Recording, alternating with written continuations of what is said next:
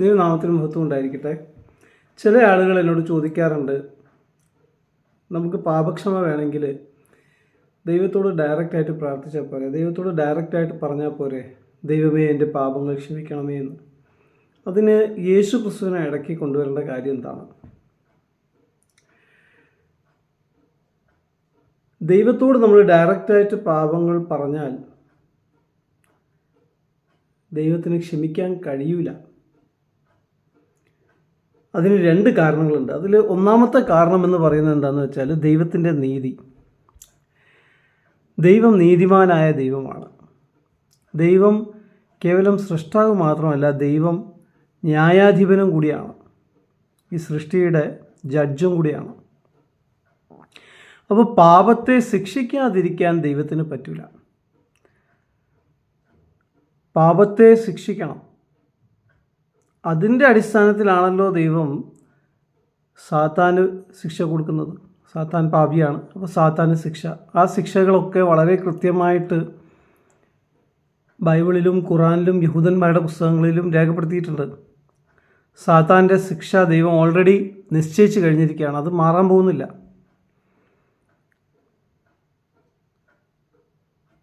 അതാണ് ഒന്നാമത്തെ കാരണം. പാപത്തെ ശിക്ഷിച്ചേ മതിയാവും.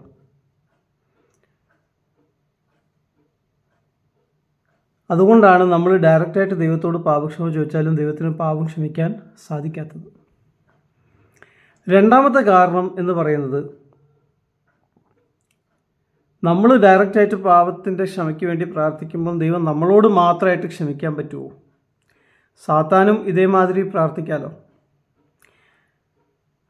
സാത്താന് എന്തെങ്കിലും മാനസാന്തരപ്പെട്ട് ദൈവമേ എൻ്റെ പാപങ്ങൾ ക്ഷമിക്കണമേ എന്ന് പറഞ്ഞ് പ്രാർത്ഥിച്ചാൽ ദൈവം നീതിമാനായതുകൊണ്ട്, ദൈവത്തിന് മുഖപക്ഷമില്ലാത്തത് കൊണ്ട്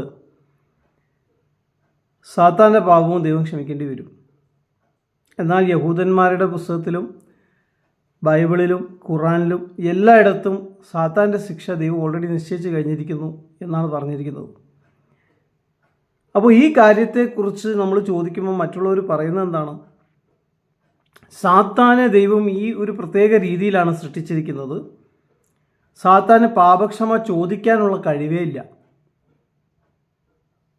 എന്ന് വെച്ചാൽ തെറ്റുകൾ ചെയ്യാൻ വേണ്ടി മാത്രമാണ് സാത്താനെ ദൈവം സൃഷ്ടിച്ചിരിക്കുന്നത്. അതുകൊണ്ട് അവന് പാപക്ഷമ ചോദിക്കാനുള്ള കഴിവേ ഇല്ല. പാപബോധമേ അവന് വരില്ല. ഈ പ്രസ്താവനയോട് ഞാൻ വിയോജിക്കുന്നു. അതിന് രണ്ട് കാരണങ്ങളുണ്ട്. ഒന്നാമത്തെ കാരണമെന്ന് പറയുന്നത്, പാപം ചെയ്യാൻ ഒരാളെ സൃഷ്ടിച്ചിട്ട് പിന്നെ അവനെ എന്തിനു വേണ്ടിയാണോ സൃഷ്ടിച്ചിരിക്കുന്നത് അതേ കാര്യം അവൻ ചെയ്യുകയാണെങ്കിൽ, അതിന് അവനെ കുറ്റപ്പെടുത്തുകയാണെങ്കിൽ അത് ശരിയല്ലല്ലോ. പാപം ചെയ്യാനാണ് സാത്താനെ ദൈവം സൃഷ്ടിച്ചിരിക്കുന്നതെങ്കിൽ സാത്താൻ പാപം ചെയ്യുമ്പോൾ ദൈവം എന്തിനു വേണ്ടിയാണോ അവനെ സൃഷ്ടിച്ചത് അതാണ് ചെയ്യുന്നത്. എന്ന് വെച്ചാൽ ദൈവഹിതമായ കാര്യമാണ് ചെയ്യുന്നത്. അപ്പോൾ ദൈവഹിതമായ കാര്യം ചെയ്യുന്നതിന് സാത്താനെ ശിക്ഷിക്കുന്നത് ശരിയാണോ? അത് അനീതിയായി പോവില്ലേ? രണ്ടാമത്തെ കാരണം എന്ന് പറഞ്ഞാൽ, സാത്താന് പാപക്ഷമ ചോദിക്കാനുള്ള അവസരമോ കഴിവോ ദൈവം കൊടുക്കുന്നില്ലെങ്കിൽ അതും അനീതിയായി പോവും. അപ്പോൾ സാത്താന് പാപക്ഷമ ചോദിക്കാനുള്ള ഒരു കഴിവും അതിനുള്ളൊരു അവസരവും ദൈവത്തിന് നിഷേധിക്കാനായിട്ട് എന്തായാലും പറ്റില്ല. ദൈവം നിഷേധിക്കുകയാണെങ്കിൽ ദൈവം അനീതിയുള്ള ദൈവമായി പോകും. ദൈവത്തിൻ്റെ നീതി ചോദ്യം ചെയ്യപ്പെടും. എന്നാൽ സാത്താൻ്റെ പാപം ദൈവത്തിന് ക്ഷമിക്കാൻ പറ്റുമോ? ക്ഷമിക്കാൻ പറ്റൂല. കാരണം ദൈവം അവൻ്റെ ശിക്ഷ ഓൾറെഡി പ്രഖ്യാപിച്ചു കഴിഞ്ഞിരിക്കുകയാണ്. എല്ലാ പുസ്തകങ്ങൾ പ്രകാരം, ആ മാറ്റം വരാത്ത ദൈവത്തിൻ്റെ വചനപ്രകാരം സാത്താൻ്റെ ശിക്ഷ ഓൾറെഡി തീരുമാനിച്ചു കഴിഞ്ഞിരിക്കുന്നു. അത് നടന്നിരിക്കും. അപ്പോൾ സാത്താൻ്റെ പാപം ക്ഷമിക്കാൻ ദൈവത്തിന് പറ്റൂല. അതുകൊണ്ടാണ് ഇപ്പം നമ്മൾ നേരിട്ട് പോയി പാപക്ഷമ ചോദിച്ചാൽ ദൈവത്തിന് നമ്മുടെ പാപവും ക്ഷമിക്കാൻ പറ്റൂല. കാരണം സാത്താനും നേരിട്ട് വന്ന് ദൈവത്തോട് പാപക്ഷമ ചോദിക്കാമല്ലോ. അപ്പോൾ ഞാൻ പറഞ്ഞു, ദൈവത്തിന് നേരിട്ട് നമുക്ക് പാപക്ഷമ തരാൻ സാധിക്കാത്തതിന് രണ്ട് പ്രധാനപ്പെട്ട കാരണങ്ങളാണ്. ഒന്ന്, ദൈവത്തിൻ്റെ നീതി. ദൈവം നീതിമാനായതുകൊണ്ട് പാപത്തെ ശിക്ഷിച്ചേ പറ്റൂ. അത് സാത്താൻ്റെ പാപമായാലും മനുഷ്യൻ്റെ പാപമായാലും. അതുകൊണ്ട് നേരിട്ടൊരു വ്യക്തി പോയി ദൈവത്തോട് ക്ഷമ ചോദിച്ചാലും ദൈവത്തിന് ക്ഷമിക്കാൻ പറ്റൂല. രണ്ടാമത്തെ കാരണം ഞാൻ പറഞ്ഞത്, സാത്താനും ദൈവം സ്വാതന്ത്ര്യം കൊടുത്തിട്ടുണ്ട് പാപക്ഷമ ചോദിക്കാൻ. നമ്മൾ അതിനെ നിഷേധിക്കാനായിട്ട് സാത്താൻ അങ്ങനെ ചോദിക്കാൻ പറ്റില്ല, സാത്താനെ ആ രീതിയിലാണ് സൃഷ്ടിച്ചതെന്നൊന്നും പറഞ്ഞിട്ട് കാര്യമില്ല. അങ്ങനെയൊക്കെ നമ്മൾ പറയുകയാണെങ്കിലും ദൈവത്തിൻ്റെ നീതി ചോദ്യം ചെയ്യപ്പെടും. സാത്താനോട് ദൈവം കാണിക്കുന്നത് ശുദ്ധ അനീതിയായിരിക്കും. അപ്പോൾ സാത്താനും ദൈവത്തോട് പാപക്ഷമ ചോദിക്കാനുള്ള അവസരമുണ്ട്, ആ ശിക്ഷ നടപ്പാക്കുന്നത് വരെ. അപ്പം നേരിട്ട് പാപക്ഷമ ദൈവം കൊടുക്കുകയാണെങ്കിൽ സാത്താൻ്റെ പാപവും എന്തെങ്കിലും സാത്താൻ മാനസാന്തരപ്പെട്ടാൽ ദൈവം ക്ഷമിക്കേണ്ടതായിട്ട് വരും. അപ്പോൾ അതുകൊണ്ടാണ് ദൈവം യേശു ക്രിസ്തു എന്ന വഴി, എന്ന് വെച്ചാൽ ദൈവം തന്നെ മനുഷ്യനായി ഭൂമിയിലേക്ക് വരികയും നമ്മുടെ പാപങ്ങൾ വഹിച്ചുകൊണ്ട് അതിൻ്റെ ശിക്ഷ അനുഭവിക്കുകയും, അങ്ങനെ പാപത്തിൻ്റെ ശിക്ഷ കർത്താവായ യേശു ക്രിസ്തു അനുഭവിച്ചതിലൂടെ പാപം ശിക്ഷിക്കപ്പെട്ട് കഴിഞ്ഞു. നിങ്ങളുടെയും എൻ്റെയും ഈ ലോകത്തിലുള്ള എല്ലാ മനുഷ്യരുടെയും പാപം ശിക്ഷിക്കപ്പെട്ട് കഴിഞ്ഞു യേശുവിൽ. അപ്പോൾ ഇനി ആ പാപത്തെ വീണ്ടും ശിക്ഷിക്കേണ്ട ആവശ്യമുണ്ടോ? ഇല്ല.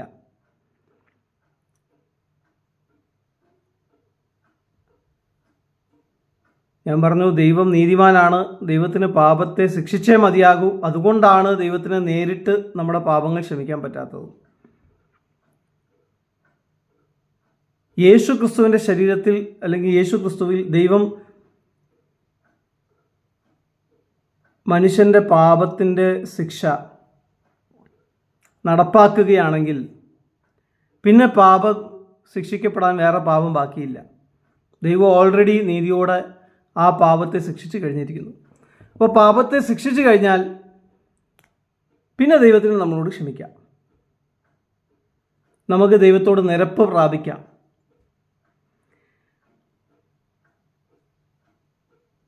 എന്നാൽ യേശു ക്രിസ്തു മനുഷ്യനായിട്ടാണ് വന്നത്, ദൂതൻ്റെ രൂപത്തിലല്ല വന്നത്. സാത്താൻ ഒരു സ്വർഗദൂതനാണ് എന്ന് നമുക്കറിയാം. വേദപുസ്തകത്തിൽ അത് പറയുന്നുണ്ട്, യഹൂദന്മാരുടെ പുസ്തകത്തിലും പറയുന്നുണ്ട്. ആ സ്വർഗദൂതനായ സാത്താൻ്റെ പാപം ഒരു മനുഷ്യൻ്റെ ബലി കൊണ്ട് ക്ഷമിക്കാനായിട്ട് പറ്റുമോ? യേശു ക്രിസ്തു കേവലം മനുഷ്യരുടെ പാപങ്ങൾക്ക് വേണ്ടിയാണ് മരിച്ചത്. യേശു ക്രിസ്തു ഒരു ദൂതനായിട്ടാണ് വന്നിരുന്നെങ്കിൽ സാത്താനും യേശു ക്രിസ്തു മുഖാന്തിരം പാപക്ഷമ ചോദിക്കാമായിരുന്നു. അപ്പോൾ മനുഷ്യൻ്റെ പാപം ക്ഷമിക്കുകയും വേണം, എന്നാൽ സാത്താൻ്റെ പാപം ക്ഷമിക്കാനും പാടില്ല. അതിന് ദൈവം ഉണ്ടാക്കിയ ഒരു പോംവഴിയാണ് കർത്താവായ യേശു ക്രിസ്തു. കർത്താവായ യേശു ക്രിസ്തുവിലൂടെ മനുഷ്യർക്ക് പാപക്ഷമയ്ക്ക് വേണ്ടി അപേക്ഷിക്കാം. ദൈവം ക്ഷമിക്കാൻ തയ്യാറാണ്. കാരണം ദൈവത്തിൻ്റെ നീതി ഓൾറെഡി ദൈവം നടപ്പാക്കി കഴിഞ്ഞല്ലോ. ന്യായാധിപനായ ദൈവത്തിന് അതിലൊരു കുഴപ്പമില്ല. കാരണം എന്താണ്?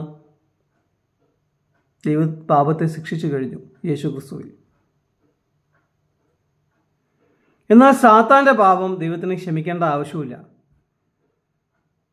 കാരണം യേശു ക്രിസ്തു മനുഷ്യനായിട്ടല്ലേ വന്നത്. ദൈവമാണ് മനുഷ്യരൂപത്തിൽ വന്നപ്പോൾ മനുഷ്യനായിട്ട് വന്നതുകൊണ്ട് ദൈവത്തിന് സാത്താൻ്റെ പാപം ക്ഷമിക്കേണ്ട ആവശ്യം ഇല്ല. ദൂതനായിട്ടാണ് വന്നിരുന്നെങ്കിൽ സാത്താനും ആ പാപക്ഷമ പ്രാപിക്കാമായിരുന്നു.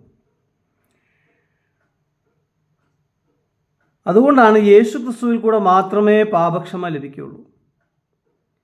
വേദപുസ്തകം വളരെ ക്ലിയറായിട്ട്, സത്യവേദ പുസ്തകം, ദ ഹോളി ബൈബിൾ വളരെ വ്യക്തമായിട്ട് പറയുന്ന ഒരു ആശയമാണ്, മറ്റൊരുത്തനിലും രക്ഷയില്ല, ആകാശത്തിന് കീഴിൽ ഭൂമിയിൽ മനുഷ്യർക്ക് രക്ഷ പ്രാപിക്കാൻ നൽകപ്പെട്ടിരിക്കുന്ന വേറെ ഒരു നാമവുമില്ല. യേശു ക്രിസ്തുവിൻ്റെ നാമത്തിൽ കൂടെ മാത്രമേ നമുക്ക് പാപമോചനം എന്ന രക്ഷ ലഭിക്കുകയുള്ളൂ.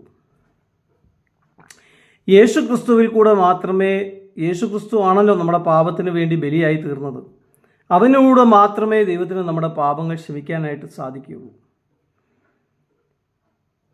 നമ്മൾ എത്ര പാപിയായ മനുഷ്യനായിരുന്നാലും വേദപുസ്തകം പറയുന്നത് എന്താണ്? നിങ്ങൾ ദൈവത്തിൻ്റെ സന്നിധിയിൽ വന്ന് യേശു ക്രിസ്തുവിലൂടെ ദൈവത്തോട് മാപ്പ് ചോദിക്കുകയാണെങ്കിൽ, യേശു ക്രിസ്തുവിലൂടെ, യേശു ക്രിസ്തു നിങ്ങൾക്ക് വേണ്ടി മരിച്ചു, ആ യാഗം നിമിത്തം ദൈവം നിങ്ങളുടെ പാപങ്ങൾ ക്ഷമിക്കും. യേശു ക്രിസ്തുവിൻ്റെ രക്തം സകല പാപങ്ങളും പോക്കി നിങ്ങളെ ശുദ്ധീകരിക്കും.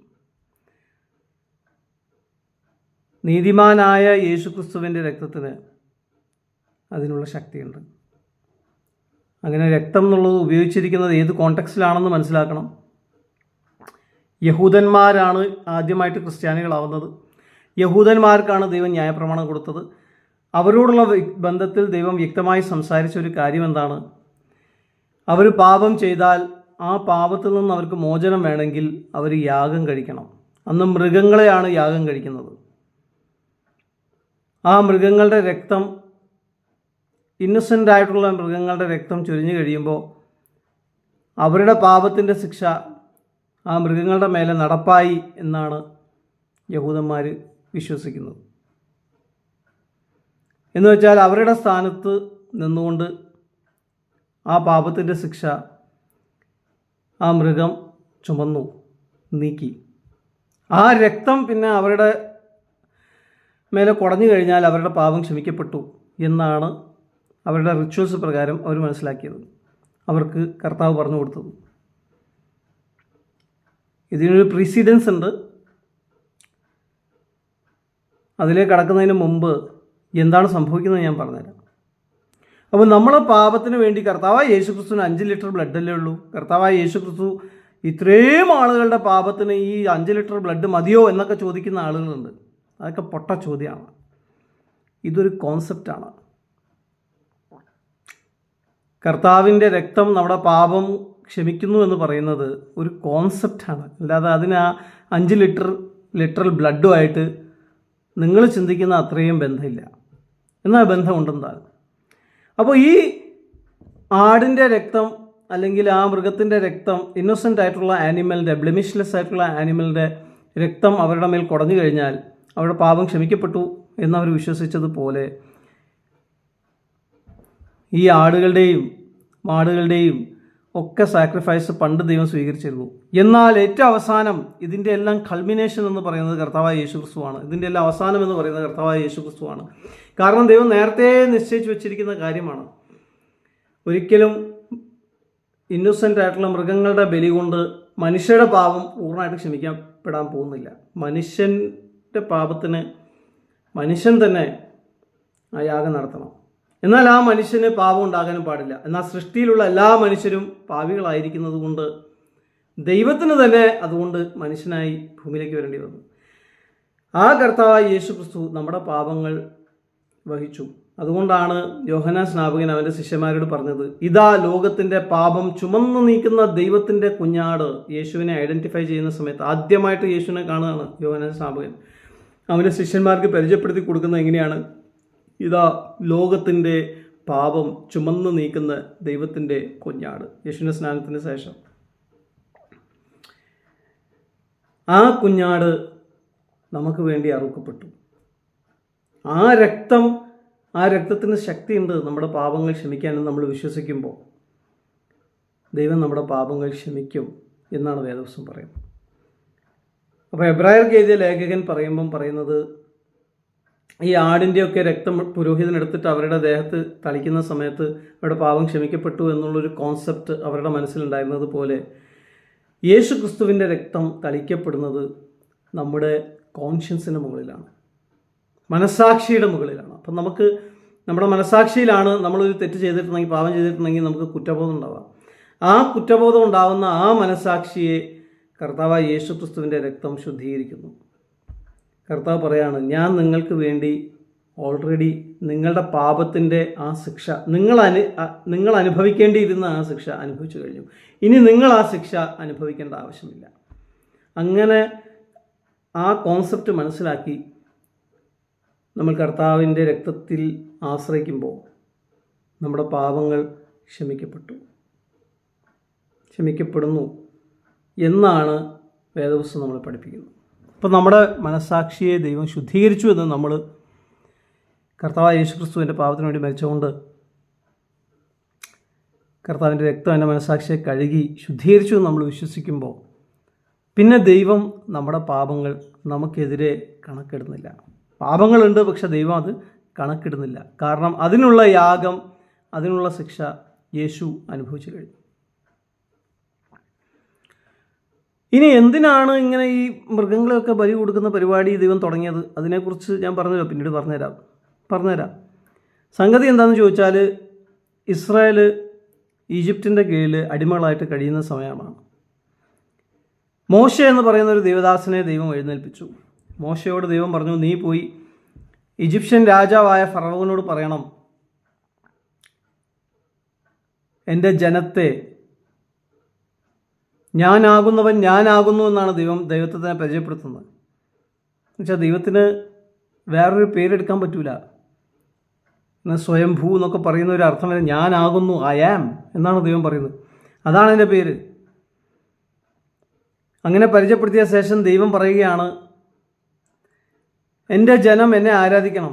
അതിന് ഈ മിസ്രൈമ്യരുടെ അടിമത്തത്തിൽ നിന്ന് അവരെ രക്ഷിച്ചിട്ട് ഞാൻ നിനക്ക് കാണിച്ചു തന്ന ഈ മലേൻ്റെ അടുത്ത് കൊണ്ടുവന്ന് അവരെ എൻ്റെ സന്നിധിയിൽ കൊണ്ടുവന്ന് അവരെ എന്നെ ആരാധിക്കാനായിട്ട് പഠിപ്പിക്കണം. അങ്ങനെ മോശ എന്താ ചെയ്യുന്നത്? ഈ ജനങ്ങളെയെല്ലാം ഫറവോൻ്റെ പിടിയിൽ നിന്ന് കൊണ്ടുവരാൻ വേണ്ടിയിട്ട് ഫറവോനോട് പോയി ഡയറക്റ്റായിട്ട് സംസാരിക്കുകയാണ്. എന്നാൽ ഫറവോൻ്റെ ജോലിക്കാരാണ് ഈ ആൾക്കാരൊക്കെ, സ്ലേവ്സാണ് ഫറവോൻ്റെ. ഫറവോ അത്ര ഈസി ആയിട്ട് വിടുവോ? ഫറവോൻ പറഞ്ഞു, ഇത് ആരായി ഞാനാകുന്നു എന്നൊക്കെ പറഞ്ഞ ആൾ എനിക്കറിഞ്ഞൂടാ, നിങ്ങൾക്ക് പോകാൻ പറ്റൂല എന്ന് പറഞ്ഞു. അങ്ങനെ ഈ അടിമകളുടെ നേതാവായിരിക്കുന്ന മോശെ ഫറവോൻ്റെ മുമ്പിൽ 10 അത്ഭുതങ്ങൾ ഒന്നിനു ശേഷം ഒന്നായിട്ട് ദൈവത്തിൻ്റെ ശക്തിയാൽ കാണിക്കുകയാണ്. ഈ അത്ഭുതങ്ങളെല്ലാം കണ്ട് വെറുതെ എന്തെങ്കിലും അത്ഭുതങ്ങളല്ല, ഫറവോൻ്റെ ആൾക്കാർക്ക് ശിക്ഷ കിട്ടുകയാണ്. അവരുടെ ശരീരത്തിൽ വലിയ വലിയ ബോയിൽസ് ഉണ്ടാകുന്നു, പല രോഗങ്ങളുണ്ടാകുന്നു, അവരുടെ ഇൻകം സോഴ്സസ് നശിച്ചു പോകുന്നു, ആടുമാടുകൾ ചത്തുപോകുന്നു, ഒരു വൈറസ് വന്നിട്ട് അല്ലെങ്കിൽ ഒരു രോഗം വന്നിട്ട്, അവരുടെ നദികളിലുള്ള വെള്ളം രക്തമായി മാറുന്നു എന്ന് വെച്ചാൽ അവരുടെ ഫിഷ് എല്ലാം ചത്തുപോകുന്നു. അപ്പോൾ ഇങ്ങനത്തെ ചില അത്ഭുതങ്ങൾ ദൈവത്തിൻ്റെ ശക്തിയാൽ മോശെ. അപ്പോൾ ഓരോ അത്ഭുതങ്ങൾ നടക്കുമ്പോഴും ഫറവോൻ പറയും, നിങ്ങൾ പോയിക്കോ, ഞാൻ മാനസാന്തരപ്പെടാം, എന്നോട് ക്ഷമിക്ക്, എനിക്ക് വേണ്ടി ഒന്ന് പ്രാർത്ഥിക്കുന്നൊക്കെ പറയും. എന്നാൽ അത്ഭുതമൊക്കെ കഴിഞ്ഞ് നോർമലായി കഴിയുമ്പോൾ പിന്നെ ഫറവോൻ്റെ മനസ്സ് വീണ്ടും മാറും. അങ്ങനെ 9 പ്രാവശ്യമായി 10ാമത്തെ പ്രാവശ്യം ദൈവം പറഞ്ഞു, ഇപ്രാവശ്യം ഞാൻ അയക്കാൻ പോകുന്നത് സംഹാരദൂതൻ എന്ന് പറയുന്ന ഒരു സംഗതിയാണ്. സംഹാരദൂതൻ എന്ന് പറഞ്ഞാൽ ഫറവോൻ്റെ കുടുംബത്തിലുള്ള ആദ്യജാതന്മാരെ ആ ശക്തി വന്ന് കൊല്ലും. എന്നാൽ ആ ശക്തി നിങ്ങളുടെ വീട്ടിൽ വന്ന് ആ സംഹാരദൂതൻ നിങ്ങളെ ആക്രമിക്കാതിരിക്കണം എന്നുണ്ടെങ്കിൽ നിങ്ങളുടെ എന്ന് വെച്ചാൽ ഇസ്രായേൽ മക്കളുടെ, മോശയുടെ കൂടെയുള്ള എല്ലാ സ്ലേവ്സിൻ്റെയും ഭവനങ്ങളിൽ ഒരു ആടിനെ അറുത്തിട്ട് അതിൻ്റെ രക്തം അതിൻ്റെ വാതിൽക്കൽ പുരട്ടണം. ആ രക്തം കണ്ടു കഴിയുമ്പോൾ സംഹാരദൂതൻ അവിടുന്ന് മാറിപ്പോകും.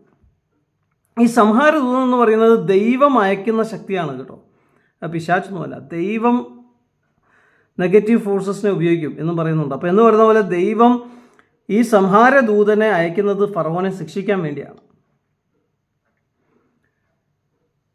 ഫറവോ മാനസാന്തരപ്പെടാത്തതുകൊണ്ട്. ആ സംഹാരദൂതനിൽ നിന്ന് രക്ഷപ്പെടാൻ വേണ്ടിയാണ് ദൈവം അവർക്ക് ആദ്യമായിട്ട് ഈ ബലി എന്ന് പറയുന്ന കാര്യത്തെക്കുറിച്ച് മനസ്സിലാക്കി കൊടുക്കുന്നത്. അവരുടെ ചുറ്റുവട്ടത്തുള്ള കൾച്ചേഴ്സിലൊക്കെ ബലിയുണ്ട്. മനുഷ്യർ അവരുടെ മക്കളെ കൊണ്ടുപോയി ബലിയർപ്പിക്കുന്നു. അതാണ് അവരുടെ ചുറ്റുവട്ടത്തുള്ള കൾച്ചേഴ്സിലൊക്കെ ഉള്ളത്. ചില ആളുകൾ പറയാറുണ്ട്, മോശമൊന്നുമല്ല ആദ്യം ഈ ബലി എന്ന് പറഞ്ഞ സിസ്റ്റം കണ്ടുപിടിച്ചത്, ഇത് മോശയ്ക്ക് ദൈവം ഡയറക്റ്റായിട്ട് പുതിയതായിട്ട് വെളിപ്പെടുത്തി കൊടുത്ത കാര്യമൊന്നുമല്ല. മോശ അന്ന് ജീവിച്ചിരിക്കുമ്പോൾ ഒരുപാട് പേര് ട്രൈബൽസ് ആയിട്ടുള്ള പല സൊസൈറ്റീസും ബലി എന്ന് പറയുന്നൊരു കാര്യം ചെയ്തിട്ടുണ്ട്. അവരുടെ ദേവന്മാർക്കും ദേവിമാർക്കും ഒക്കെ ചെയ്തിട്ടുണ്ട്. അത് ശരിയാണ്. എന്നാൽ അവരർപ്പിക്കുന്നത്, ബലിയായിട്ട് അർപ്പിക്കുന്നത് മൃഗങ്ങളെയല്ല, അവരർപ്പിക്കുന്നത് മനുഷ്യരെയൊക്കെയാണ്. മാത്രമല്ല അവരുടെ കുഞ്ഞുങ്ങളെയും ബലിയായിട്ട് അർപ്പിക്കും. എന്നാൽ ദൈവം മോശയോട് കൽപ്പിച്ചത് ഈ ആടുകളെയും മാടുകളെയും ഒക്കെ, അല്ലെങ്കിൽ ഈ കുഞ്ഞാടിനെ ബലിയായിട്ട് അർപ്പിക്കണം എന്നാണ്. ആ ഒരു കൾച്ചറിൽ ഈ ബലി എന്ന് പറയുന്നത് വലിയൊരു സംഭവമല്ല, വലിയൊരു പ്രശ്നമുള്ള കാര്യമല്ല. എന്ന് പറഞ്ഞാൽ നമ്മുടെ ഇന്നത്തെ കൾച്ചറിൽ എല്ലാവരും ചായയും കാപ്പിയൊക്കെ കുടിക്കുന്നുണ്ട്. നമുക്കൊരു 500 വർഷങ്ങൾക്ക് മുന്നോട്ട് പോയി കഴിഞ്ഞാൽ എല്ലാവരും അന്ന് ചിലപ്പം വൈൻ കുടിക്കുന്നവരായിരിക്കും അമേരിക്കയിലും ഇംഗ്ലണ്ടിലൊക്കെ ഉള്ള ആൾക്കാർ. കാരണം തണുപ്പുള്ള രാജ്യങ്ങളാണ്, അവിടെയൊക്കെ വൈനായിരിക്കും എല്ലാവരും കുടിക്കുന്നുണ്ടാവും. അപ്പോൾ അവരെ സംബന്ധിച്ച്, അന്നത്തെ കാലഘട്ടം സംബന്ധിച്ച് അവർക്ക് ആ വൈൻ കുടിക്കുന്നത് തെറ്റായിട്ട് ചിലപ്പോൾ തോന്നിയിട്ടുണ്ടാവില്ല. അത് തെറ്റുമല്ല. എന്നാൽ വൈൻ കുടിച്ച് അവർ മത്തരായി ഡ്രങ്കേഡ്സ് പോലെ ആവുകയാണെങ്കിൽ അത് തെറ്റാണ്. എന്നാൽ അവരുടെ കാലാവസ്ഥ അനുസരിച്ച് അവർക്ക് ജീവിക്കാൻ വേണ്ടിയിട്ട് അവർ കുറച്ച് കുടിക്കുന്നു, അവരുടെ ആരോഗ്യത്തിന് വേണ്ടി കുറച്ച് കുടിക്കുന്നു, അതൊരു തെറ്റായിട്ട് നമുക്ക് കാണാൻ പറ്റില്ല. പക്ഷേ ഇന്നത്തെ കൾച്ചർ നമ്മൾ നോക്കിക്കഴിഞ്ഞാൽ ആൽക്കഹോളിന് എന്ത് സാധനമായാലും അത് കുടിക്കുന്നത് ഒരു തെറ്റായിട്ടാണ് നമ്മുടെ കോൺഷ്യൻസിൽ എല്ലാവരോടും ജനറലായിട്ട് എല്ലാവരും മനസ്സിലാക്കി വെച്ചിരിക്കും. കാരണം അതുകൊണ്ട് രോഗങ്ങളുണ്ടാകുന്നു, പല രീതിയിലുള്ള പ്രശ്നങ്ങളുണ്ട്. ഇന്ന് പക്ഷേ ചായയും കാപ്പിയും എല്ലാവരും കുടിക്കുന്നുണ്ട്. അതിനെ ആരും ബ്ലോക്ക് ചെയ്യുന്നില്ല, ആരും പറയുന്നില്ല അങ്ങനെ ചായ കുടിക്കാൻ പാടില്ല, അത് തെറ്റാണ്. എന്നാൽ ചിലപ്പോൾ ഒരു 200 കൊല്ലം കഴിയുമ്പോൾ ചിലപ്പം വേറെ ആൾക്കാർ വന്നിട്ട് പറയും ചായ കുടിച്ചു കഴിഞ്ഞാൽ ലിവർ പോവും, അല്ലെങ്കിൽ കിഡ്നി പോവും, കാപ്പി കുടിച്ചു കഴിഞ്ഞാൽ ചിലപ്പോൾ ഇത് പോവും അത് പോവും. അപ്പോൾ അങ്ങനെയൊക്കെ വന്നു കഴിഞ്ഞാൽ പിന്നെ ആളുകൾ ചായ കുടിക്കുന്നതും കാപ്പി കുടിക്കുന്നതും തെറ്റായിട്ട് കാണാൻ തുടങ്ങും. ചായയും കാപ്പിയും കുടിക്കുന്ന ആൾക്കാർ നിർത്തും. അത് സമൂഹത്തിൽ അംഗീകരിക്കപ്പെടാത്തൊരു കാര്യമായി തീരും. അപ്പോൾ എന്ന് പറയുന്നത് മാതിരി നമ്മൾ പറയുന്നത് 3500 വർഷങ്ങൾക്ക് മുമ്പ് താമസിച്ചിരുന്ന ആളുകളെക്കുറിച്ചാണ്. ആ സമയത്ത് മനുഷ്യർ തിന്നും, അങ്ങനെയുള്ള സമൂഹങ്ങളുണ്ട്. അന്നെന്ന് പറഞ്ഞാൽ നിയമപ്രകാരം ലോ പ്രകാരം എന്താണെന്ന് വെച്ചാൽ ഹമ്മൂറബി എന്ന് പറയുന്ന ഒരു രാജാവാണ് ആദ്യമായിട്ട് ലോസ് തന്നെ ഉണ്ടാക്കുന്നത്. സുമേറിയൻ സിവിലൈസേഷൻ്റെ ഭാഗമായിട്ട് ഹമ്മൂറബി എന്ന് പറയുന്ന അവരുടെ രാജാവ് ഉണ്ടാക്കിയ ലോസിൻ്റെ ഒരു സെറ്റുണ്ട്. ആ സെറ്റിനകത്ത്, ആ ലോയ്ക്കകത്ത് ഹമ്മൂറബി പറയുന്നത്, ഇപ്പോൾ ഒരാൾ നിങ്ങളുടെ കണ്ണ് കുത്തിപ്പൊട്ടിച്ചാൽ അയാളുടെ സ്റ്റേറ്റസ് നോക്കണം. അയാൾ സ്ലേവ് ആണെങ്കിൽ അയാളെ വധശിക്ഷയ്ക്ക് വിധിക്കാം. അയാൾ നിങ്ങളുടെ തുല്യനാണെങ്കിൽ അയാളുടെ കണ്ണെടുക്കണം. അയാൾ നിങ്ങളെക്കാളും കൂടിയ ആളാണ്, രാജാവാണെങ്കിൽ നിങ്ങളൊന്നും ചെയ്യാൻ പറ്റില്ല. അതാണ് ഹമ്മൂറബിയുടെ നിയമം. എന്നാൽ മോശയ്ക്ക് ദൈവം വെളിപ്പെടുത്തി കൊടുത്ത നിയമം എന്ന് പറഞ്ഞാൽ ഹമ്മൂറബിയുടെ അന്നത്തെ നിയമം വെച്ച് നോക്കുമ്പോൾ വളരെയധികം മനുഷ്യത്വമുള്ള, വളരെയധികം സ്നേഹമുള്ള, വളരെയധികം ജസ്റ്റിസ് ഉള്ള ഒരു നിയമമായിരുന്നു. പക്ഷെ കണ്ണിന് പകരം കണ്ണ്, പല്ലിന് പകരം പല്ല്, എല്ലിന് പകരം എല്ല്. കാരണം ആ സമൂഹത്തെ സംബന്ധിച്ച് പറഞ്ഞാൽ അത്രയ്ക്ക് അവർക്ക് മനസ്സിലാക്കാനുള്ള കപ്പാസിറ്റി ഉള്ളൂ. അന്ന് സയൻറ്റിസ്റ്റ് ഒന്നുമില്ല എന്ന് മാത്രമല്ല, അന്ന് ഫിലോസഫിയൊന്നും അത്ര ഡെവലപ്പായിട്ടില്ല. അപ്പോൾ മൊറാലിറ്റിയെക്കുറിച്ചുള്ള കാര്യങ്ങളും നിയമപരമായിട്ടുള്ള കാര്യങ്ങൾ, നിയമത്തിന് വിരുദ്ധമായ കാര്യങ്ങൾ എന്ന് പറയുന്ന കാര്യങ്ങളൊക്കെ മനുഷ്യ സിവിലൈസേഷനിൽ ആരംഭിക്കുന്ന സമയങ്ങളാണത്. അതാണ് പിന്നെ കൂടി കർത്താവായ യേശു ക്രിസ്തുവൊക്കെ വന്നു കഴിഞ്ഞപ്പോഴത്തേക്കും നമ്മളൊരു സ്ത്രീയെ നോക്കാൻ പോലും പാടില്ല, അതന്നെ വലിയൊരു തെറ്റാണ്. അല്ലെങ്കിൽ നമ്മൾ ദേഷ്യപ്പെട്ട് ഒരാളെ തെറി വിളിക്കാൻ പാടില്ല, അതന്നെ ഒരു വലിയ തെറ്റാണ് എന്നുള്ള ലെവലിലേക്ക് വന്നത്. പക്ഷെ ഇവിടെ മനസ്സിലാക്കേണ്ട കാര്യം എന്താണെന്ന് വെച്ചാൽ, ആ ഒരു ഒരു പ്രിമിറ്റീവ് സമൂഹത്തിന് കർത്താവ് പറഞ്ഞു കൊടുത്ത ഒരു മാർഗമാണ് മനുഷ്യരെയും നിങ്ങളുടെ മക്കളെയും ഒന്നും ബലിയാക്കി കൊടുക്കേണ്ട കാര്യമില്ല. അങ്ങനത്തെ ബലിയിൽ ദൈവത്തിന് പ്രസാദമില്ല. കാരണം എന്താ, മനുഷ്യൻ ഓൾറെഡി പാപിയല്ലേ. ആദാം മുതലുള്ള എല്ലാ മനുഷ്യരും പാപികളാണ്. അപ്പം മനുഷ്യരുടെ ബലി കൊണ്ട് പ്രയോജനമില്ല. അപ്പോൾ മൃഗങ്ങളെന്ന് പറയുന്നത് പാപത്തെക്കുറിച്ച് അറിവില്ലാത്ത, തിരിച്ചറിവില്ലാത്ത, നിഷ്കളങ്കരായ ജീവികളാണ്. അതിൻ്റെ ബലി മതി എന്നാണ് കർത്താവ് പറയുന്നത്. ആ ബലി കർത്താവ് സ്വീകരിക്കുന്നു. അത് ഇന്നത്തെ സമൂഹത്തിൻ്റെ കാഴ്ചപ്പാടിൽ നിന്ന് നമ്മൾ അങ്ങോട്ട് നോക്കുമ്പോൾ നമുക്കത് ഭയങ്കര തെറ്റായിട്ട് തോന്നും. ഒരു തെറ്റും ചെയ്യാത്ത മൃഗത്തെ എന്തിനാണ് തെറ്റ് ചെയ്ത മനുഷ്യന് വേണ്ടി കൊല്ലുന്നത്? ഇതൊക്കെ ദൈവം പറയാൻ പാടുണ്ടോ എന്നൊക്കെ നമുക്ക് തോന്നും. പക്ഷെ ആ സമൂഹത്തിൻ്റെ അവസ്ഥയെ കണക്കിലെടുത്തുകൊണ്ട് അവരുടെ ചുറ്റുപാട് നടക്കുന്നത് എന്താണെന്നുള്ളത് മനസ്സിലാക്കിക്കൊണ്ട് വേണം നമ്മൾ അങ്ങനെ ഒരു വിലയിരുത്തൽ അതിനെക്കുറിച്ച് നടത്താൻ. അപ്പം മോശ എന്ന് പറയുന്ന ആൾ അന്ന് രാത്രി ഈ പറയുന്ന ഈ ഇസ്രായേൽ സമൂഹമെല്ലാം ആടുകളെ അറുത്തിട്ട് അതിൻ്റെ രക്തം അവരുടെ ഡോറിന് മുകളിൽ വെച്ചു. രാത്രിയായപ്പോൾ സംഹാരദൂതൻ വന്നു.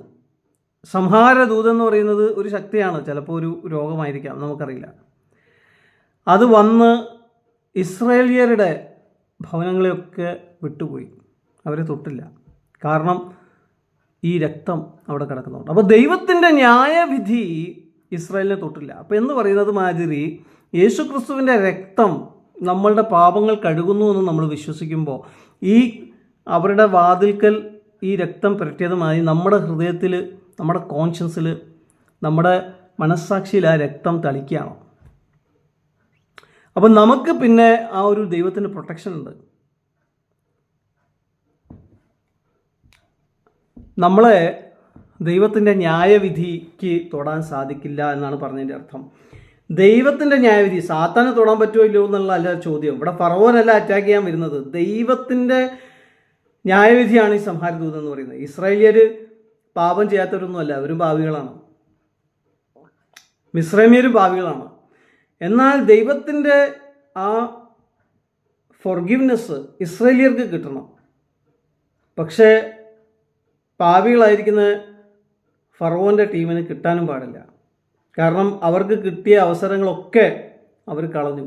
അവർ ദൈവം കൊടുത്ത ക്ഷമയെ ടേക്കൺ ഫോർ ഗ്രാൻറ്റഡ് ആയിട്ട് എടുത്തു. ദൈവം ക്ഷമിച്ചുകൊണ്ടിരിക്കുകയാണ് വീണ്ടും വീണ്ടും ഓരോ അത്ഭുതങ്ങൾ കഴിയുമ്പോൾ. പക്ഷെ ഫറവോൻ്റെ മനസ്സ് വീണ്ടും കഠിനപ്പെട്ടു. ദൈവം പറയുന്ന കാര്യത്തിന് ഗൗരവം കൊടുക്കാതെ ഫറവോൻ ദൈവത്തോട് കളിക്കുക. ആ ദൈവം പറഞ്ഞു, മതി, നിൻ്റെ പാപത്തിൻ്റെ, നമ്മൾ പറയില്ലേ പാപത്തിൻ്റെ പോട്ട്, അത് ഫുള്ളായി എന്നാ ദൈവം പറഞ്ഞു. എന്നിട്ടാണ് ദൈവം അത്രയും പേഷ്യൻസോടെ വെയിറ്റ് ചെയ്ത ശേഷമാണ് ദൈവം ഫറവോൻ്റെ ഭവനത്തിലേക്ക് സംഹാരദൂതനെ അയക്കുന്നത്. അപ്പോൾ ഫറവോൻ്റെ ഭവനം എന്ന് പറഞ്ഞാൽ ഉദ്ദേശിക്കുന്നത് ഈജിപ്ഷ്യൻ ജാതി മുഴുവനാണ്. അവരുടെ വീടുകളിൽ ആദ്യത്തെ കുട്ടി, മെയിൽ ചൈൽഡ്, അന്ന് രാത്രി രോഗം വന്ന് മരിച്ചുപോയി. എല്ലാ വീടുകളിലും ഫറവോൻ്റെ അടക്കം എന്ന് വെച്ചാൽ ഫറവോൻ്റെ ആദ്യത്തെ മകനും എന്ന് വെച്ചാൽ ഫറവോൻ്റെ നെക്സ്റ്റ് രാജാവാകേണ്ട വ്യക്തി വാരിസ്, അവനും മരിച്ചുപോയി. അപ്പോൾ അവരെല്ലാം ഭയപ്പെട്ടു ഇസ്രായേലിയരുടെ ഈ ദൈവത്തെ, ഞാനാകുന്നവൻ ഞാനാകുന്നു എന്ന് പറഞ്ഞ ആ ദൈവത്തെ.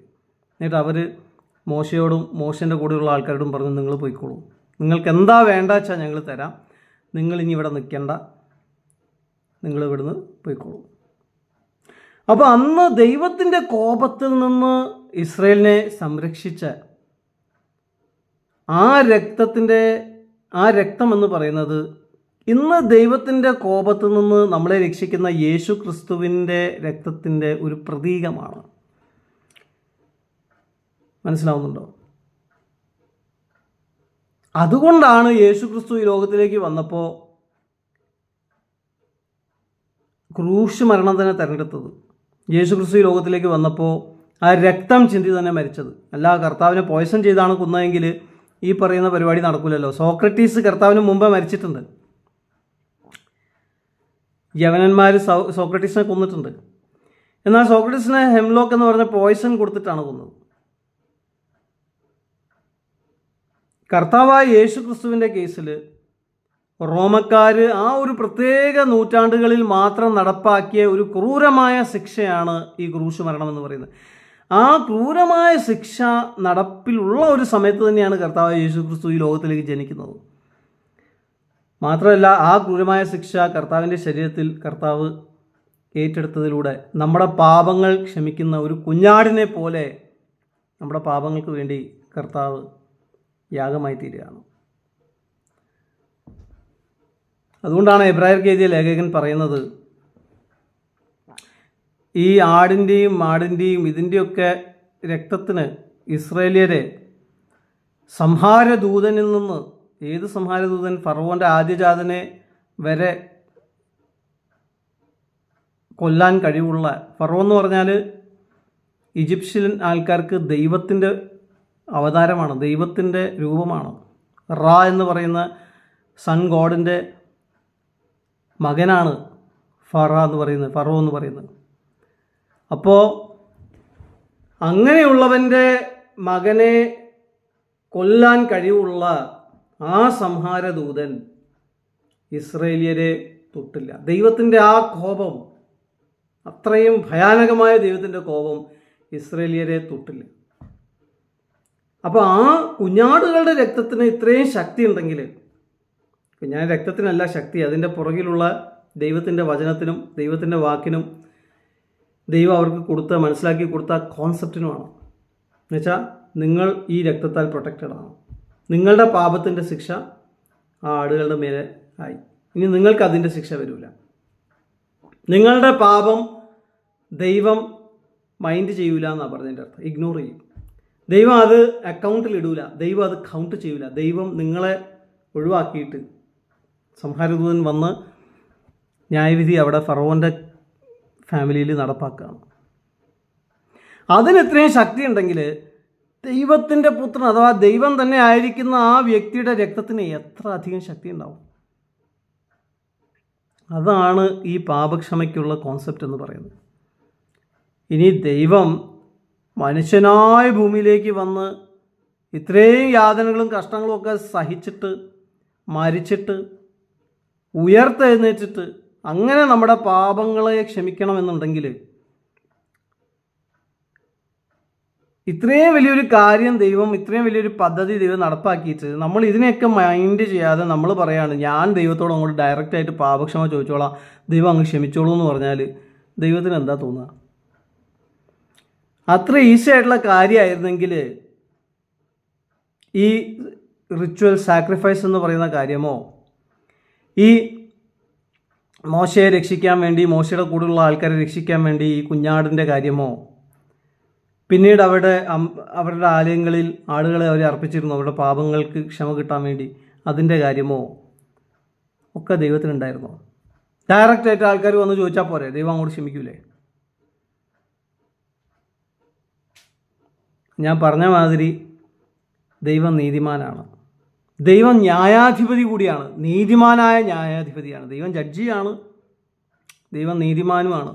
അപ്പോൾ നീതിമാനായ ന്യായാധിപതിക്ക് പാപത്തെ ശിക്ഷിച്ചേ മതിയാവും, പാപത്തിൻ്റെ ശിക്ഷ നടപ്പാക്കിയേ മതിയാവും. ആ ശിക്ഷ നടപ്പാക്കാതെ ദൈവത്തിന് പാപം ക്ഷമിക്കാൻ പറ്റൂല. അതുകൊണ്ടാണ് നമ്മൾ ഡയറക്റ്റായിട്ട് ചോദിച്ചാൽ ദൈവത്തിന് നമ്മുടെ പാപം ക്ഷമിക്കാൻ പറ്റാത്തതിൻ്റെ ഒന്നാമത്തെ കാരണം. എന്നാൽ യേശു ക്രിസ്തുവിൽ കൂടെ ചോദിക്കുകയാണെങ്കിൽ ദൈവത്തിന് ക്ഷമിക്കാൻ പറ്റും. കാരണം മനുഷ്യർക്ക് വേണ്ടി മനുഷ്യനായ യേശു ക്രിസ്തു പാപപരിഹാര യാഗം നടത്തി കഴിഞ്ഞിരിക്കുന്നു. അവരുടെ പാപങ്ങൾക്ക് ഉള്ള ശിക്ഷ യേശു അവൻ്റെ ശരീരത്തിൽ വഹിച്ചു കഴിഞ്ഞിരിക്കുന്നു.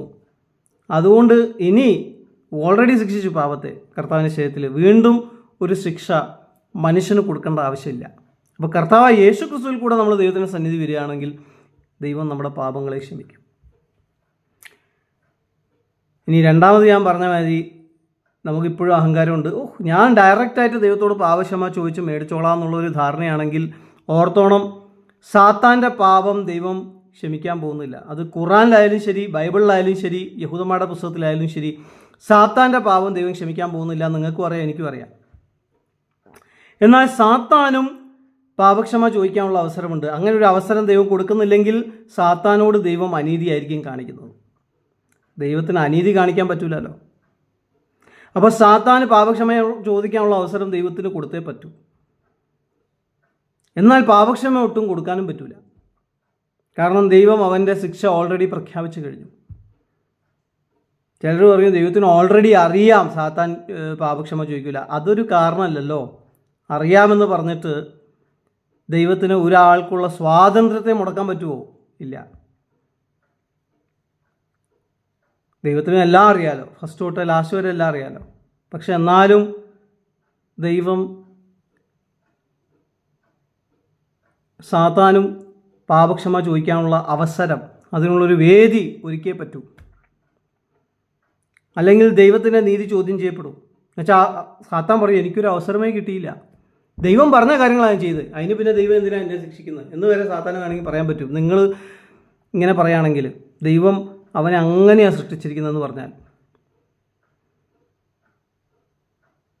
ദൈവത്തിൻ്റെ നീതി ചോദ്യം ചെയ്യപ്പെടും.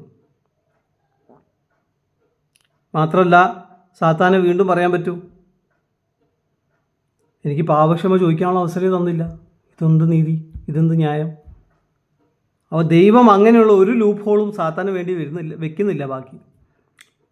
കർത്താവ് യേശു ക്രിസ്തു അതുകൊണ്ടാണ് മനുഷ്യനായിട്ട് വന്നത്. ചില ആൾക്കാർ ചോദിക്കുകയാണ് കർത്താവ് എന്തിനാണ് മനുഷ്യനായിട്ട് വന്നത്, കർത്താവിന് ദൈവദൂതനായിട്ട് വന്നാൽ പോരായിരുന്നു, ദൈവമായിട്ട് തന്നെ വന്നാൽ പോരായിരുന്നു, മനുഷ്യനായിട്ട് വരേണ്ട ആവശ്യമുണ്ടായിരുന്നു, എന്തിനാ ഇത്രയും കൺഫ്യൂഷൻ ഉണ്ടാക്കിയത്? നിങ്ങളുടെ കൺഫ്യൂഷൻ തീർക്കാൻ വേണ്ടിയാണ് കർത്താവ് മനുഷ്യനായിട്ട് വന്നത്.